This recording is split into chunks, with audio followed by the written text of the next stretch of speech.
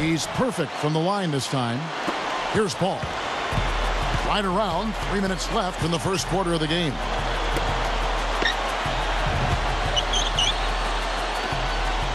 And there's the 3-second violation.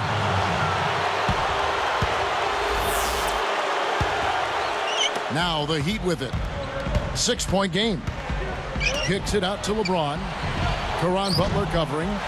Again, the miss by the Heat. For the Clippers, it's been a slow start here. They trail by 6. Solo break. Goes up. Oh, and the jam by LeBron.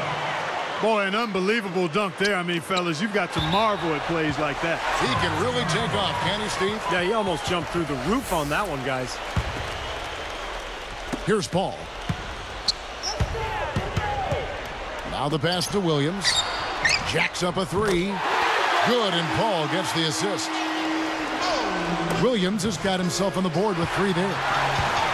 Vinny Del Negro didn't have an easy go of it leading the way for the Clippers in his first year coaching that team, but he was able to get them to up their win total, and that's something to build off of. Here's Wade. No good. Some solid defense from Butler. Clippers trail by 5. And Bosch picks him up defensively. Williams for 3. Jordan kicks to Butler. Another shot. Gets it to go. Now, these are the kinds of shots he feels so comfortable with. Here's Chalmers. And it's the Clippers with the rebound.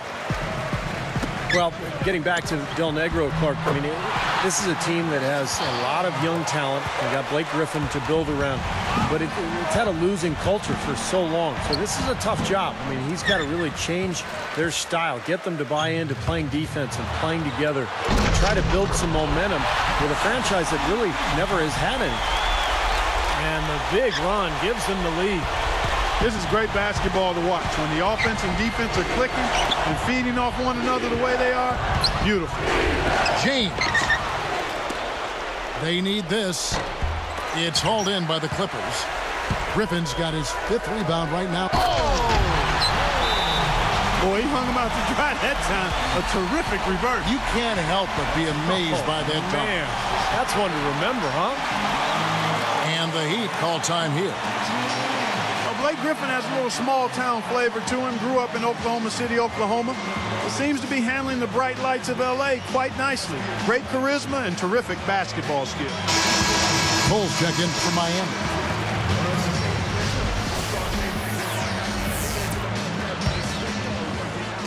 And Miami has possession. It's a 3-point game.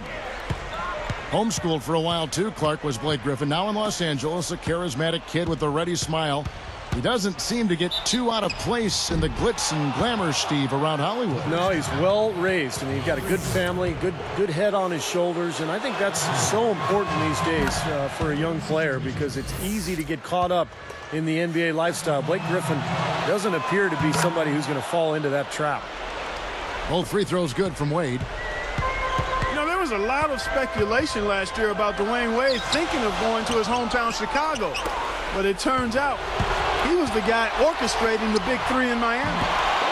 LeBron, no luck.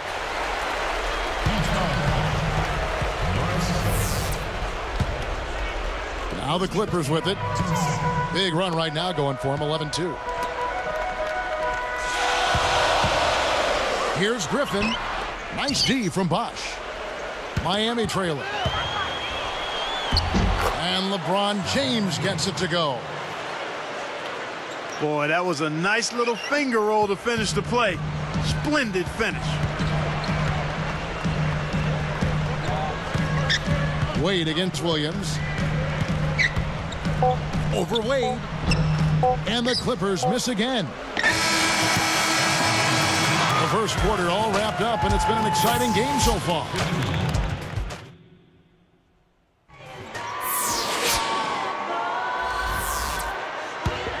Well, it's been a tight one so far as we get the second quarter going back here. You're right, Clark, talking about Wade. Not a bad recruitment job, and even through 1 year, It's had its bumps worked out, Steve, and it's obviously flying very high with their finals appearance a season ago. Yeah, that was pretty amazing, and what a job by Wade in recruiting a couple of stars to go along with him. And maybe someday he'll be a college recruiter at Marquette, his alma mater. We'll see. On the court for Miami here in the second. Wade and LeBron with the wingman. Chris Bosh and Udonis Haslem down low. And it's Cole in at the one. Let's go to our sideline reporter, Doris Burke. Doris, what do you have? Hi, Kevin. Well, one of the things that was key to the Miami Heat's success was Coach Eric Spoelstra showing his level-headedness throughout the turbulent season last season. His calm demeanor helped in what was a season under the microscope. Dwayne Wade said of Spo, "One thing I always said about Coach Spo is he's even. He's even keel. He never gets too high or too low." And that is what helps this team win games, guys. Thank you, Doris. A lot of coaches wouldn't have been able to deal with the season the Heat had last year. Yeah, a lot of ups and downs, and even in that finals matchup against Dallas, Spoelstra kept his cool. Williams passes to Paul. Wade gets a hand on it. The Heat leading by 3. Here's Battier. Throws down the breakaway jam. Old school, old-fashioned, one-hand power jam. Just like you, Clark. Tried and true. That's all he needed to do. Just taking care of business out there. Well, for the Clippers, they have the athleticism, the size, and the strength to be a good defensive team. But clearly, they need more experience. They were in the bottom half of the NBA in defensive efficiency. And Miami has possession. 3-point lead. Williams is tagged with the reach. That's foul number 2 for him. Here's Wade. 8 points for him. Wade, right side. 6 to shoot. Battier outside. Caron Butler covering. Over Butler. Can't get it to go. Now the Clippers take it the other way.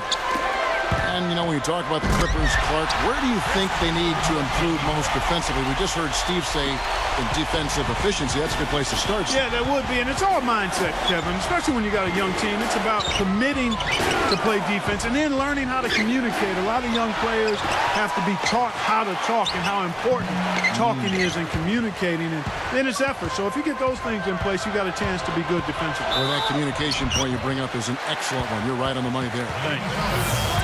Well, I tell you what, the Heat breezed through round 1 of the playoffs, knocking off the Sixers in 5 games. But their true test, as everyone knew, would be against the Celtics in round 2. They came out strong early in that series and got it done. And the Heat making a change here. Anthony's checked in. Back to the Heat, they said after that Celtics win that beating them was a big driving force to forming the Big Three from the very beginning.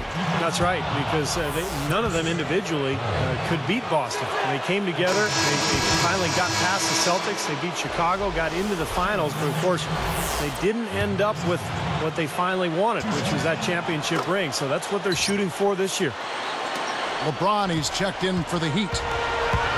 Boy, isn't it good to see Udonis Haslem.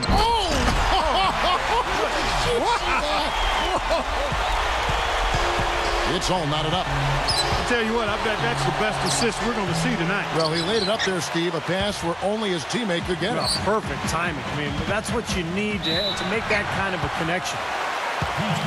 Nice time to use that foul to stop the layup. You know, if you can save just 1 point, that foul was the right move. Even though Paul saw his numbers dip in the regular season, he was superb in the playoff series against the Lakers. I mean, he took it to a whole nother floor in that series. Here's LeBron. It's Mo Williams with the rebound. Here comes Chris Paul. 6 points for him. Here's Griffin. Here's Jordan. It's hauled in by the Heat. Well, sometimes he really lacks the confidence he needs when he's driving to the basket. From the sideline, let's catch up with Doris Burke. Kevin, different approaches work for different players. Some players can lose focus or get distracted if they are playing with a chip on their shoulder. But Dwayne Wade is the opposite. He plays better when angry. As Chris Bosh said, he plays good angry when he's got that edge to him. It's nice to watch when you have the same jersey. It's not as much fun when you're on the other team. There are plenty of other teams who are accustomed to seeing Dwayne Wade angry, guys. Thanks for that, Doris. And you can see when Wade feels he gets wrong, he gets better. Well, when players of his caliber get motivated like that, I mean, there really isn't much you can do to slow them down. Mark, you mentioned Paul in the playoffs. He always seems to step up his game in the postseason. But you know what I worried about him? He had to carry so much of the load. He was exhausted. Yeah, he was. He was worn down mentally and physically. Steve, I know you watched that too. Late in games, he just had nothing left in the tank. Yeah, he probably needed a little help from his teammates, but the performance was incredible. The numbers off the charts, about 22 points, 11 assists per game. But, yeah, I thought he wore down a little bit at the end. Here's Wade. Releases from 15. Another miss by Wade. Right now, he's in a bit of a funk. I look for them to look at other options on offense. Now, the Clippers are such a young, exciting team. And last season, they went 23-18 at home at the Staples Center. This is a team with a very bright future, and they'd like to establish that home court. And he sinks the second. For those Los Angeles fans, Clark, the emergence of Blake Griffin as a superstar has to be a cause for celebration. Steve talked about their winning record at home, over 500. I've got this team circled. What about you? Yeah, I do too, and part of the reason is the guy in the middle. I mean, there's a feeling this team is only going to get better, and Griffin may quickly become LA's most dominant basketball player. He's certainly already perhaps the most hyped and closing in on maybe as popular as Kobe Bryant in some circles. He's something else. Yeah, he's special to watch. Smart foul there. Make him earn those 2 free throws instead of giving up an easy dunk. Yeah, and he's not a strong free throw shooter. I mean,